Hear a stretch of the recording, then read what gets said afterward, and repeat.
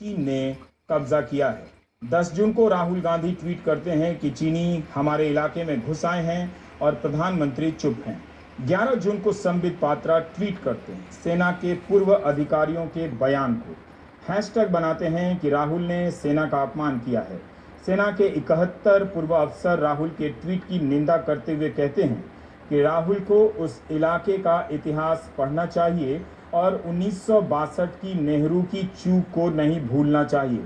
उन्हें गलत, देश विरोधी और सुरक्षा से खिलवाड़ करने वाली बातें करके सेना की फोर्स का मनोबल कम नहीं करना चाहिए।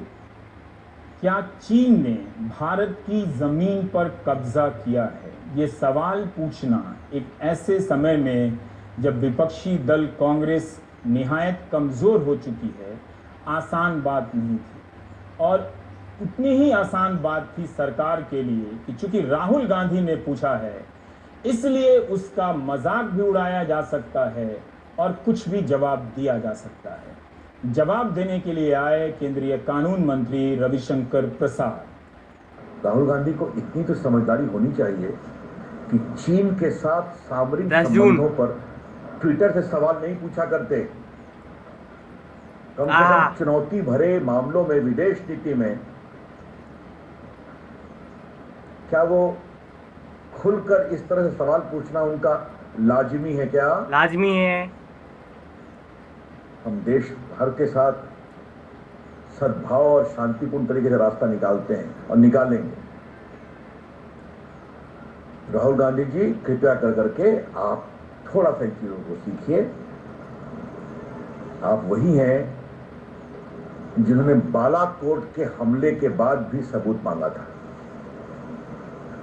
राहुल गांधी जी, आप वही हैं जिन्होंने उरी पर हमले पर भी सेना की शहीदों की शहादत का सबूत मांगा था, और आज चीन पर भी वही सवाल कर रहे हैं।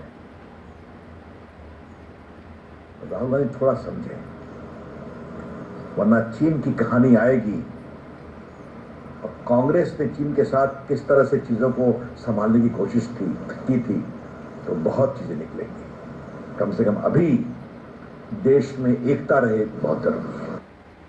सिर्फ इसी प्रश्न का जवाब नहीं दिया गया कि क्या चीन ने भारत की जमीन का अतिक्रमण किया है। उसके अलावा रविशंकर प्रसाद ने सारी बातें कही, वही 70 साल वाली बात। आज क्या हो रहा है इसका जवाब देना चाहिए था, तो उन्होंने कहा कि इतिहास यानी खतियान रख देंगे और बता देंगे कि क्या क्या हुआ। सबको पता है कि 1962 में क्या क्या हुआ था, लेकिन रविशंकर प्रसाद जब ये कहते हैं कि यह आज का भारत 1962 का भारत नहीं है, तो उन्हें यह भी बताना चाहिए कि 15 जून की रात हमारे सैनिक शहीद होते हैं और उन्हें श्रद्धांजलि देने या उनकी शहादत पर टिप्पणी करने में उस सरकार को 17 जून तक इंतजार क्यों करना पड़ता है, जो सरकार 1962 वाली नहीं है। रविशंकर प्रसाद को यह बात समझनी चाहिए कि सरकार से ऐसे वक्त में प्रश्न करना बिल्कुल ही जायज बात है। अगर उन्हें लगता है कि यह जायज बात नहीं है, तो उन्हें अपनी ही इस पुरानी क्लिपिंग को देखनी चाहिए और फिर पब्लिक में आकर स्पष्ट करना चाहिए कि उनकी राय क्यों बदल गई, तब क्यों नहीं बदली, अब क्यों बदल गई। सुनिए। 17 जून को चीन की ओर से भारत की सीमा पर फिर अतिक्रमण किया गया है। ये चुमार क्षेत्र जो है लद्दाख के पास का, वहां हुआ है। कैमरा छीन लिए गए और पोस्ट पर भी वो लोग चले आए।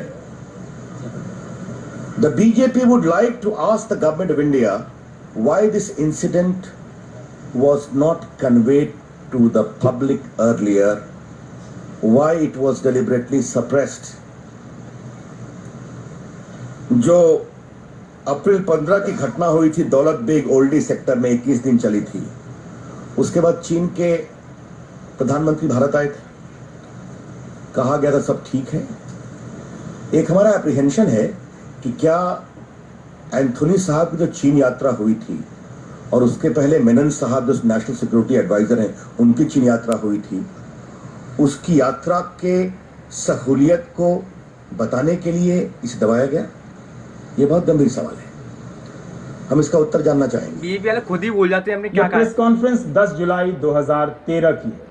तब रविशंकर प्रसाद पूछ रहे हैं कि मनमोहन सिंह सरकार क्यों नहीं बता रही है कि लद्दाख में चीनी सेना ने घुसपैठ की है या नहीं। आरोप लगा रहे हैं कि मनमोहन सरकार जानकारी छिपा रही है, जो ठीक राहुल गांधी इस वक्त कर रहे हैं। ये सारे सामान्य प्रश्न हैं जो कभी भी किसी वक्त किसी से किए जा सकते हैं, किसी मंच से, लेकिन इन्हें अब मुश्किल बना दिया गया है। मीडिया के जरिए एक माहौल रच दिया जाता है। राहुल गांधी तो विपक्ष के एक नेता हैं, उनके लिए तो फिर भी आसान है, लेकिन उन पत्रकारों के लिए ऐसे माहौल में इन प्रश्नों को उठाना, लगातार अपने खोजी पत्रकारिता से, सरकार के दावों से अलग बातें रखना आसान नहीं होता है। इन्हीं में से एक हैं कर्नल अजय शुक्ला। कर्नल अजय शुक्ला जिस तरह से इस मसले पर लिख रहे थे, आज के दौर में हैरानी